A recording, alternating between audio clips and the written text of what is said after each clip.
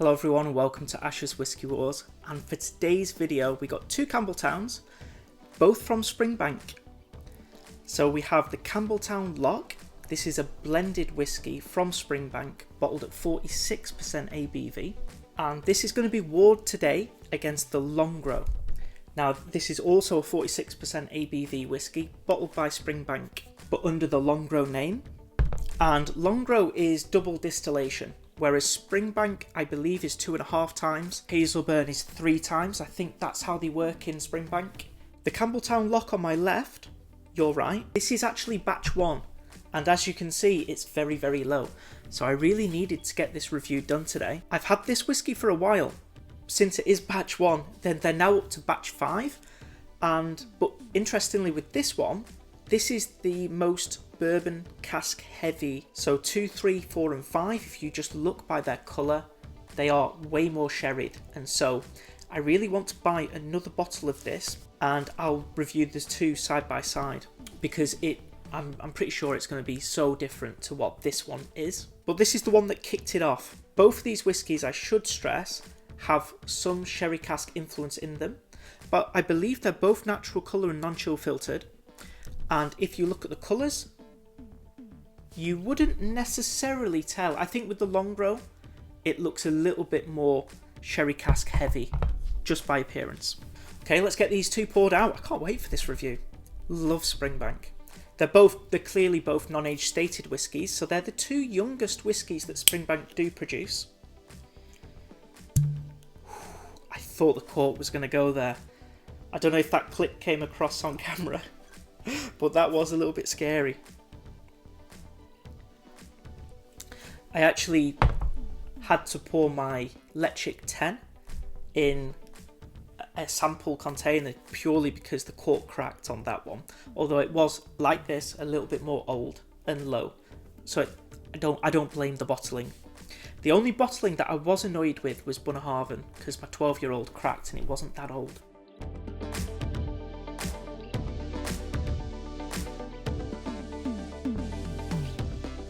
Okay, let's start off with the Campbeltown Loch, the blended one. Oh, I should also stress that I believe all Campbeltown's whiskies are in this bottle. So it's not just whiskies from Springbank. So you will have some Glen Scotia and also Kilkerran in here. So does that mean that there's also some Hazelburn in here? Because on the label it says, this blended malt Scotch whiskey has been created solely from Campbeltown's 5 distinctive single malts: Glen Scotia, Kilkerran, Springbank, Longrow, Hazelburn. Pretty cool. Both of these are going to be peated as well. Let me stress that too.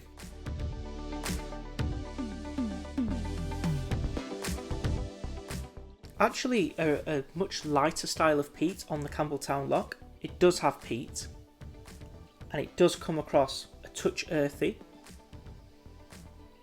but really the strong note here that's coming across is vanilla cream, a little bit of wood, but it's not going to be anything spicy. So vanilla cream, bit of wood, and then you've got this lemon feel, but it comes across more pastry-esque. So it's more dessert-like, so it's a really nice nose. There's spices on here though as well, a little bit of nutmeg grated over that, and cinnamon. That is some nose, it really is. And there's underneath it, there's just this grassy element that is just hiding underneath that. Can't wait to taste this. I've not actually tasted this whiskey in some time. Huge difference.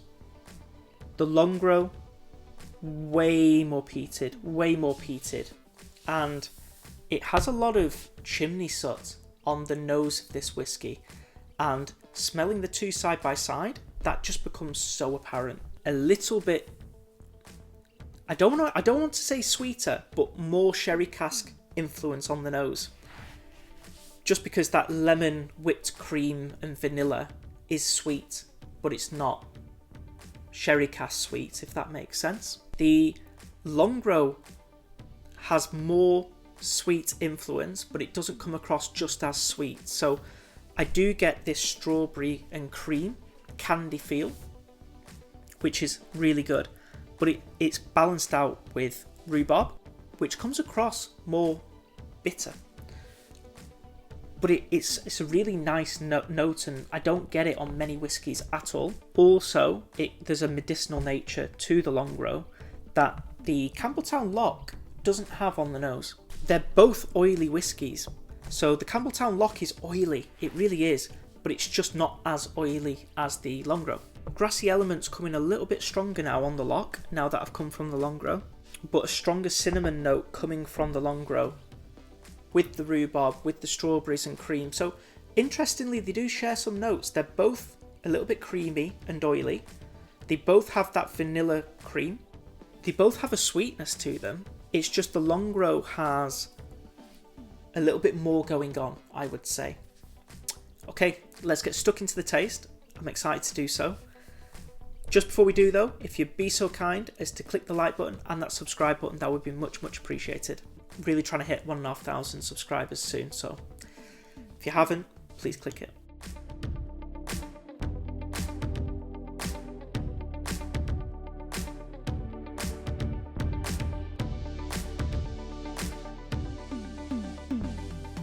Yes, the peat's on the taste, but it's not a heavy peater. I wouldn't call it too light though. I'd say maybe light to medium. I do actually also get that chimney soot on the taste with the Loch, but I would say this was pulling me a little bit more away from that sweetness, that lemon, meringue, whipped cream sweetness. And I did mention a grassy nature, and it's pulling me a lot more that way. I get almost essential oils, so herbal, but it's oily too. It's pulling me way more in that direction. I'll just go back in again. This is an interesting taste.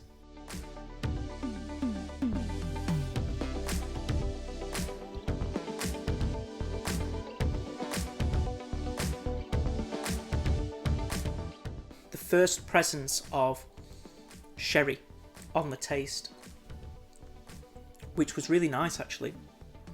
So the first sip gave me that herbaceous nature and oiliness and grassiness, but the taste on the second sip added that sweetness from the sherry cask.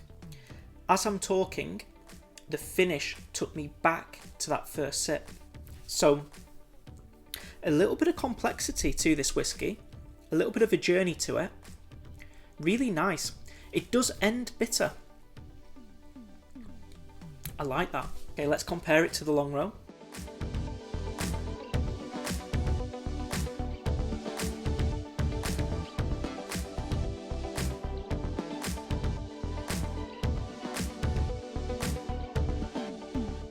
The reason why I've got this far down the bottle so quickly, and it's the fastest bottle that I've ever drunk, I just absolutely adore this whiskey. Absolutely adore it. I always was intrigued because I enjoy the 12 and the 15 Springbanks. I never thought I would enjoy it as much as I do. You do not pick up any youth on this whiskey at all. It really surprises me. There's no neutral spirit.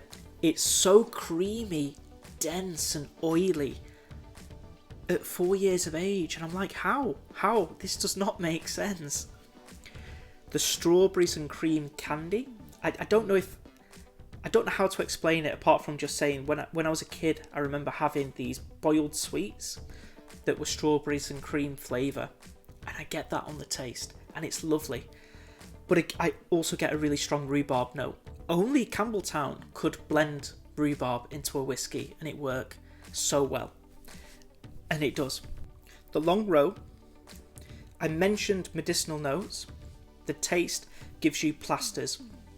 Really strong plasters note. Love it. I love medicinal notes though, so heavenly. The Campbeltown Loch does not tread in that direction, but I would say it's a little bit more herbaceous than the Longrow. It's also a little bit more youthful, and actually, coming off the heels of the Longrow, I'm so glad I started on the Loch, because it's been drowned out by the Longrow. It's a beast, this whiskey, and it's drowned it. And just tasting that now, I pick up, it tastes a bit thin. It tastes youthful. I get neutral spirit, and I wasn't getting that at all on the first 3 sips. And so it's almost like the review's been ruined now. I can't really comment too much on it. Which one should you get? It really is quite simple. The Campbeltown Loch, less peated, a little bit lighter, but don't get it twisted, it still does have peat. It still has chimney soot as well, a charcoal feel, and it still is oily.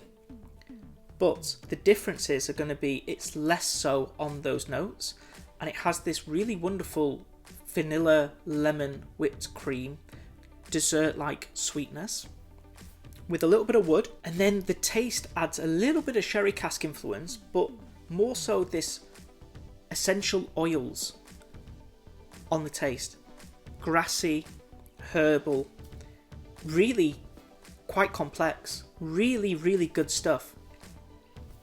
The Longrow, on the other hand, so sweet, way sweeter on the taste.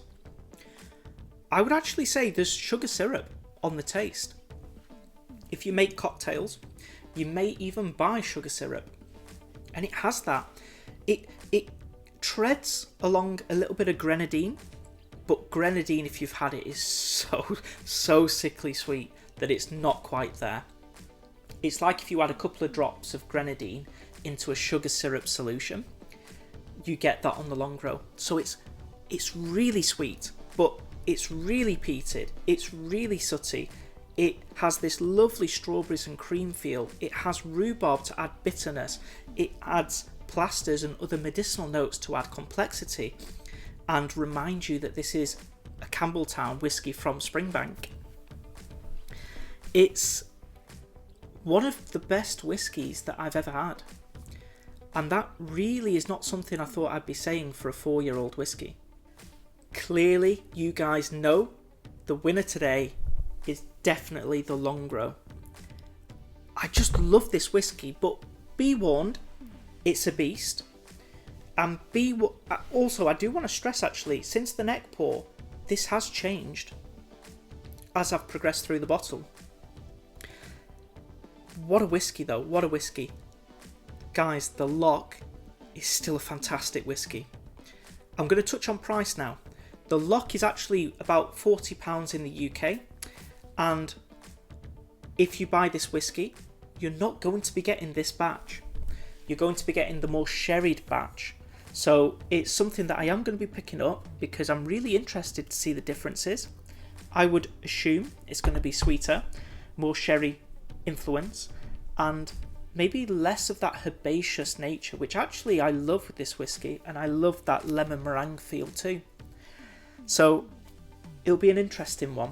As for the Longrow, not for the faint-hearted at all, but I would say if you enjoy, I was going to say Springbank, yeah, if you enjoy Springbank and you're like me where Springbank is just not in the budget anymore, pick this whiskey up. £50 in the UK, so £10 more for the Longrow, but it is a better whiskey. That being said, the Loch is exceptional value, they both are. I'm going to be buying both of these again. Okay guys, that's going to wrap it up for today's Whiskey War. If you did enjoy the video, please click the like button and that subscribe button. We are trying to hit 1,500 subscribers. Do let me know if you've had either of these whiskies, what are your thoughts on the whiskies and which did you prefer, and let me know, have you had batch 1 or has it been a later batch? Thank you so much for watching this Whiskey War, and I hope to see you all for the next Whiskey War.